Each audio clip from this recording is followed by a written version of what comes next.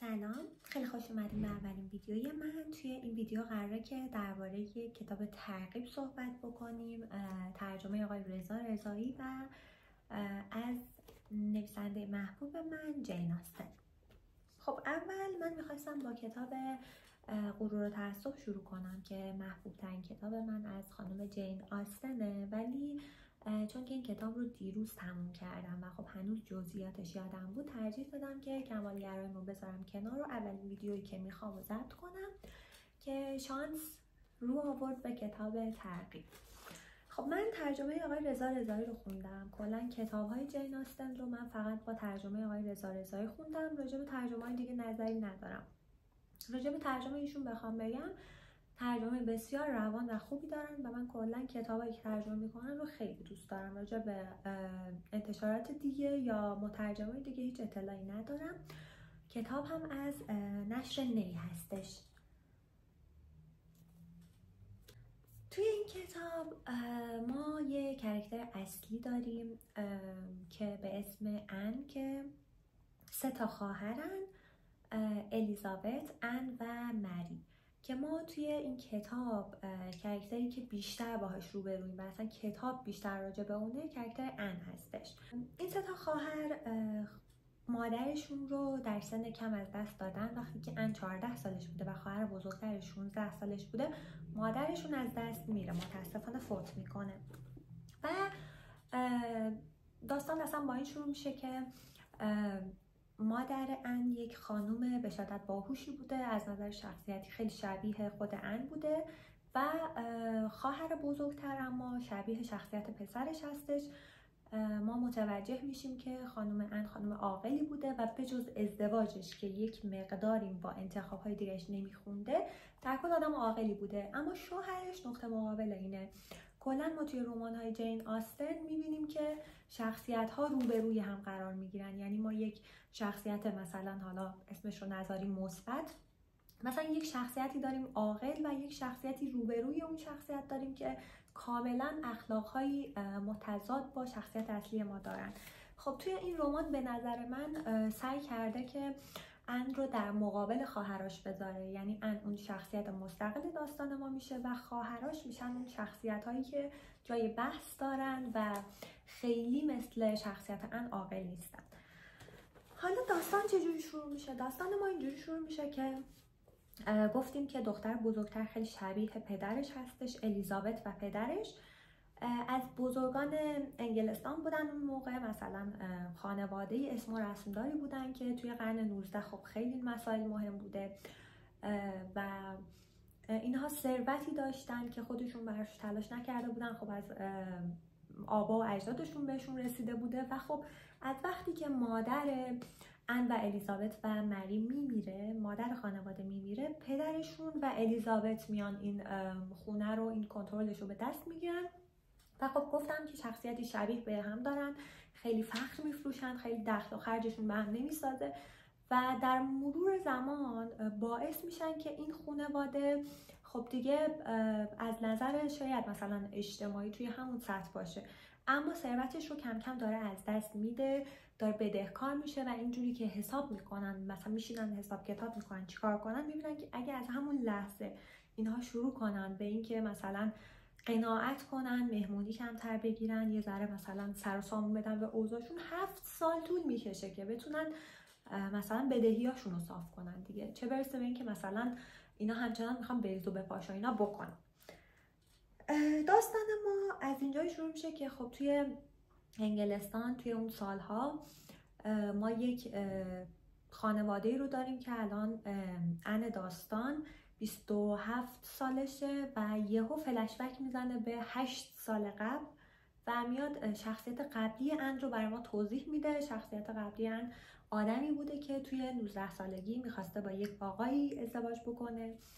من اسما رو نوشتم چون تلفظشون رو بلد نیستم. ان میخواد توی 18 سالگیش ازدواج بکنه، 18-19 سالگیش، با یک پسری که خب اسم و رسم دار نبوده به اسم آقای ونتفورس. آقای ونتفورس ما خیلی بلند پروازه، خیلی مثلا شجاعت از خودش نشون میده، بلند پروازی نشون میده و کلا پسر ریسکیه توی داستان. به خاطر همین از طرف خانواده ان جواب مثبت نمیگیره. یکی اینکه اسم و رسم نداره، خب پدرش قبول نمیکنه، پدرش این چیزا خیلی براش مهمه، ثروت نداره. و دو اینکه اینجا ان الیوت، خانواده الیوت یک رفیق صمیمی دارن، یک خانومی هست که رفیق مادرش بوده و از وقتی که اینها مادرش فوت میشه، این دوست مادرشون دیگه توی مثلا خانواده اینا نقش مهمی داره، مخصوصا روی ان خیلی تاثیر میذاره، خیلی راهنماییش میکنه و ایشون از این آقا خوشش نمیاد و هی میاد واسه ان دلیل میاره که مثلا اینطور بدبخت میکنه و فلان و اینا. خلاصه که ان در آخر به این نتیجه میرسه خب یه دختر 19 ساله است و فکر میکنه که صلاحش رو مثلا پدرش بهتر میدونه، این خانم بهتر میدونه و به این آقا میگه نه. عاشق هم بودن، قول قرار با هم گذاشته بودن، کلی حرف عاشقانه به هم میزدن، خیلی هم دیگر دوست داشتن، ولی خب نمیشه و ازدواجشون به هم میخوره. حالا ما میریم به 9 سال بعد که اینها دیگه تصمیم میگیرن که میبینن که زندگیشون خیلی نمیتونه جمع و جور بشه، خیلی خوب پیش نمیره. خب تصمیم میگیرن که خونهشون رو اجاره بدن و خودشون برن توی شهر زندگی بکنن، توی خونه کوچیک‌تر ولی مثلا یک محیط مدرن‌تر خونه خودشون رو کرایه بدن و یه جورایی مثلا از این ضیافت‌ها و اینا به دور باشن که با تغییر محیط بتونن رفتاراشون رو تغییر بدن، بریز و به پاشاشون رو کم کنن. خب تصمیم میگیرن برن توی شهر بس زندگی بکنن، ولی قبل از اینکه برن خب بیشتر کارها با الیزابت و پدرشه و هیچ نظری از ان نمیپرسن. و خواهر کوچکتر ان مری ازدواج کرده با یک آقای به اسم چارلز که قبلش خواستگار ان بوده، اما ان ازدواج نمیکنه چون که هنوزم دلش در گروه عشق آقای ونتورس بوده و خب مری باش ازدواج میکنه. مری نه هوش و ذکاوت ان رو داره و نه قیافه الیزابت رو داره.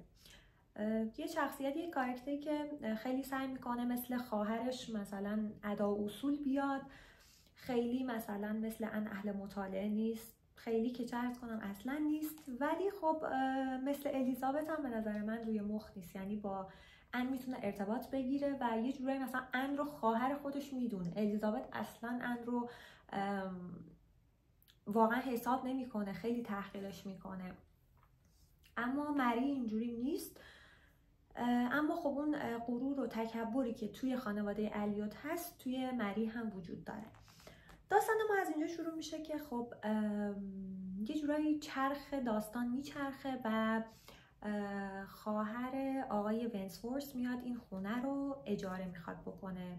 میبینیم که وضع مالی خوبی پیدا کردن، میفهمیم که خود آقای ونتورس هرچی که بعد و بعید به ان داده بوده که میره دریانورد میشه، بعد زندگیش خوب میشه، کاپیتان میشه و اینا، به همه اونها عمل کرده و میبینه که مثلا خانم راسل که دوست ان بود، دوست مادر ان بود و خیلی سعی میکرد که به بلند پروازه و اینا، میفهمن که بله بلند پرواز بوده اما به همه اون چیزایی که میخواسته رسیده و این بلند پروازیش واقعا بی خود و بی جهت نبوده، آدم پرتلاشی بوده و به هر چی که گفته رسیده و الان برای خودش اسم و رسمی به هم زده، پولی داره و جزء مثلا اون جوونای توی چشم اون موقع دیگه حساب می شده و ما اون زمان انگلیس داره کم کم یه سری سنت ها رو کنار میزنه، این اسم و رسم رو کنار میذاره و به آدم ها فرصت پیشرفت میده دیگه، داره به اون سمتی میره که حالا مهم نیست که خانوادت خیلی مثلا اصل و نسب نداشتن به اصطلاح، همین که تو خودت بتونی گلیم خودت رو از آب بکشی بیرون، خب تو هم توی جامعه دیگه حساب میشی، در حالی که قبلش مثلا اینجوری نبوده. خلاصه که میبینیم خانم ان میفهمه که خواهر آقای ونتورس داره میاد توی اون خونه، خب دلش آشوب میشه چون هنوزم درگیر عشق 8 سال پیششه، هنوزم نتونسته فراموشش کنه، هنوز بهش فکر میکنه، با کسی دیگه ازدواج نکرده و به این فکر میکنه که آیا مثلا اون ازدواج کرده یا نه. میفهمه که ازدواج نکرده، میفهمه که به زودی قراره باش روبرو بشه و خب استرسی میشه دیگه، قراره که بعد از چند سال عشقش رو دوباره ببینه. اینجا ما یک شخصیت دیگه‌ای داریم، یک خانومی به اسم اگه اشتباه نکنم خانم کلی، من خیلی تلفظاشون رو متاسفانه مطمئن نیستم چون چک کردم جایی هم نبود که من اینا رو مطمئن بشم. اگه جایی رو خانومی رو آقای رو اشتباه تلفظ کردم عذرخواهی میکنم. خب این خانم کلی ما یک شخصیت اضافی توی داستانه که خیلی دوست داره که فکر میکنم دوست داره که با آقای الیوت ازدواج بکنه و نقشش توی زندگی آقای الیوت و الیزابت خیلی پررنگ‌تر از کلیه، به این صورته که مثلا میان به ان میگن که ما با خانم کلی میخوایم بریم مثلا خونه پیدا کنیم، خونه رو بچینیم، تو یه مدت برو پیش مری که مریضه. به این ترتیب این میره پیش مری. خب میره پیش خانواده همسر مری، با اونا یه تجدید دیداری میکنه بهشون. اگه اشتباه نکنم خانواده مازگروف میگن، بازم اگه اشتباه تلفظ نکنم. این خانواده مازگروف 2 تا پسر دارن، 2 تا دختر. یکی از پسراشون که اتفاقا ایشون هم میخواسته دریانورد بشه اما خب یه آدم بی خودی بوده، توی دریا فکر میکنم که میمیره و خیلی بقیه بهش اهمیتی نمیدن. خیلی آدم نخاله‌ای بوده و مرگش هم خیلی فرقی با زندگیش نداشته برای حتی مثلا پدر مادرش، شاید یک مقدار کوچیکی فقط ناراحت شدن. و 2 تا خواهر داره. این 2 تا خواهرش اسمشون هنریتا و لویزاست که هر دو مجرد هستن، هر دو دنبال یک کیس خوب ازدواجی میگردن مثل همه دخترهای دیگه توی اون زمونه که مثلا ازدواج رو سعادت میدیدن و تنها راه سعادت رو ازدواج خوب میدیدن. این 2 تا خواهر هم از این هم مستثنا نبودن. خب در طول داستان که جلو میریم متوجه میشیم که یک رابطه خیلی دوستانه‌ای بین هنریتا، لویزا و آقای ونسفورس اتفاق میفته. آقای ونسفورس خیلی با ان صمیمی رفتار نمیکنه، خیلی رفتار معمولی داره، در عوضش مثلا با اون 2 تا خواهر خیلی رفتار دوستانه‌ای داره، تا حدی که جلو میرن که مثلا همه منتظرن که آقای ونسفورس یکی از این 2 تا خواهر رو برای ازدواج انتخاب بکنه. حتی ان هم همین فکر رو میکنه. بیشتر از این رو من بخوام ادامه بدم داستان ما اسپویل میشه، پس اگر مشکلی ندارید با اسپویل شدن که ادامه ویدیو رو با من باشید. اگر هم که فقط میخواستین کلیت داستان رو بفهمین، این تقریبا 30-40 صفحه اول داستان بود، خیلی اسپویل زیادی نداشت و با کلیت داستان آشنا شدید. خب ما در ادامه داستان دیگه داستان این از اسم کتاب معلومه داستان ترغیب رو داریم، یعنی آدم ها ترغیب میشن که یک سری رفتارها رو بکنن، آدم ها ترغیب میشن یک سری رفتارها رو نکنن، حالا چه درست چه اشتباه. ما رشد شخصیت ها رو میبینیم، رشد شخصیت ان رو میبینیم که چقدر بزرگ شده در طول این 8 سال، چقدر استقلال فکری پیدا کرده، چه شخصیت پخته‌ای برای خودش دست و پا کرده که دیگه اون دختری نیست که بذاره 19 سالگی کسای دیگه براش تصمیم بگیرن. هنوز هم عاشق آقای اسمش یادم رفت، آقای ونسفورسه و خب فکر میکنم که پشیمونه از اینکه اون موقع نجنگیده، ولی خب از آقای ونسفورس ما خیلی نمیتونیم اطلاعاتی کسب کنیم چون که خب هیچ رفتار عاشقانه‌ای ازش نمیبینیم، هیچ تلاشی نمیکنه که به ان نزدیک بشه، که در طول داستان هرچی جلوتر میریم متوجه میشیم که یک وارث خانواده الیوت که یک فکر میکنم پسر عموشون هست، نمیدونم کی میشه که وارث میشه، وارد داستان میشه. از ان خوشش میاد، میخواد که از ان خواستگاری بکنه. یک سری داستان ها پیش میاد، ان متوجه یه سری از حقایق میشه و ادامه داستان. من آخر داستان رو اسپویل نمی کنم چون لطف داستان به خوندنشه که خودتون ببینید، اما من کاراکترهایی که جین آستن میسازه رو خیلی دوست دارم و خیلی برام جالبه.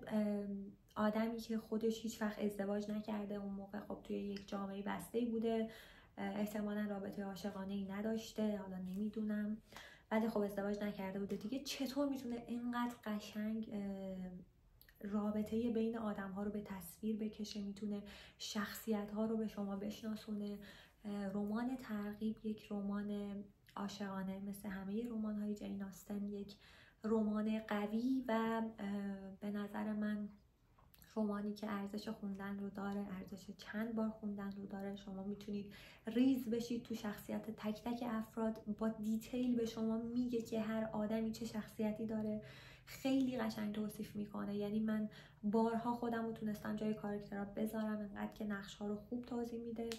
و در کل اگر به یه رمان عاشقانه آروم نیاز داریم که ذهنتون رو خالی بکنه، یا اصلا تا به حال کتابی از خانم آستن نخوندین، به نظر من برای شروع این رمان میتونه خیلی خوب باشه.